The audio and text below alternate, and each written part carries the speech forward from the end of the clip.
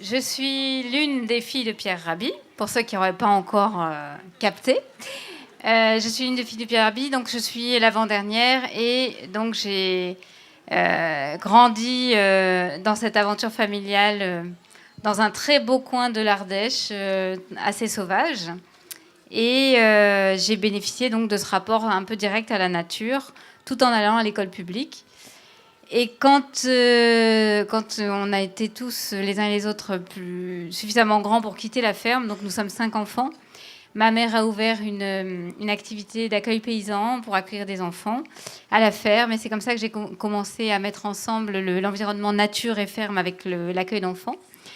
Et puis, ça a été un déclencheur. Je vais très, très vite. Et un autre déclencheur, ça a été de devenir moi-même maman et de me poser un tas de questions sur la parentalité. Des questions qui venaient, quelque part, réveiller aussi toute une histoire d'enfant où j'ai été baignée dans des discussions d'adultes, puisque mes parents accueillaient beaucoup. Puis mon père, comme ceux qui le connaissent savent qu'il aime beaucoup parler et il aime beaucoup réfléchir à toutes les questions du monde. Et donc... nous, les enfants, nous avons aussi bénéficié de cette ambiance de réflexion extrêmement questionnante sur certains plans.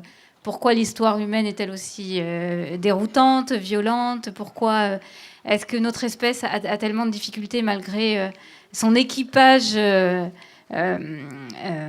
cérébral à se comporter avec intelligence, enfin une intelligence suffisante en tout cas pour assurer sa propre pérennité? Donc tout ça, c'était des questions qui m'ont vraiment habitée déjà toute petite. Et puis moi, c'était la grande question de la violence qui m'a le plus interpellée. Je me suis même demandé comment j'allais faire pour vivre sur cette planète avec cette réalité. Et donc, eh bien, quand je suis devenue moi-même maman, eh bien, la question, ça a été de me demander est-ce que tout cela est une fatalité ou est-ce qu'il y a une manière d'intervenir dans le respect de notre espèce pour pouvoir orienter autrement le développement de l'adulte que l'enfant est en train de devenir. Voilà, c'est cette question-là qui m'a passionnée. Et bien sûr, la réponse, c'était vraiment dans comment fait-on pour nourrir les besoins de l'enfant? Comment fait-on pour permettre à l'humain de se réaliser autrement? Donc vous créez votre première école au moment où vous reprenez la ferme familiale, au sein de la ferme. Oui, absolument. Donc la ferme est encore en activité. Nous avons un élevage de chèvres avec 35 chèvres laitières, une fromagerie, un potager verger pour l'autosuffisance alimentaire de la famille. Et l'école ouvre là avec très peu de moyens, donc des petites baraques en bois, des salles de jardin. Et on ouvre en 99.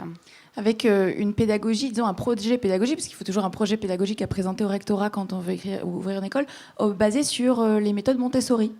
Oui, alors Montessori, parce que l'idée de cette école, c'était vraiment d'accueillir l'enfant dans un environnement vivant, où il allait être acteur par lui-même de ses apprentissages.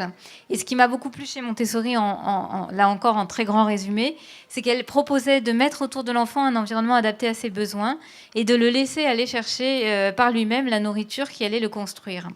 Donc on avait déjà la ferme, on avait la nature, et l'idée c'était de mettre aussi un environnement didactique, vivant, nourrissant, pour ses besoins d'apprentissage élémentaire. Un jour, la ferme familiale devient trop petite, vous décidez de déménager et donc de construire... on vous offre la possibilité d'acheter un terrain à quelques kilomètres de chez vos parents, et vous décidez de construire une école, mais d'aller plus loin. Oui, alors le projet, dès le début, c'était un projet global. Effectivement, il y a un voisin qui annonce qu'il vend son lieu, et puis c'est assez rare dans nos contrées, parce que le patrimoine a été largement vendu pour le tourisme, etc. Donc là, c'était un peu exceptionnel. Ce voisin-là disait « je veux vendre à un enfant du pays ». Alors bon, ça m'a questionnée. Je me suis demandé à un moment si j'étais un enfant du pays avec la tête de mon père. C'était pas sûr. Mais... ça a quand même fonctionné, donc il y avait la sympathie de ce voisin et puis son envie de contribution à quelque chose qui allait s'incarner, vraiment s'enraciner aussi avec un travail de la terre. Et donc, au culot, alors vraiment je le dis au culot, je signe un compromis de 10 000 euros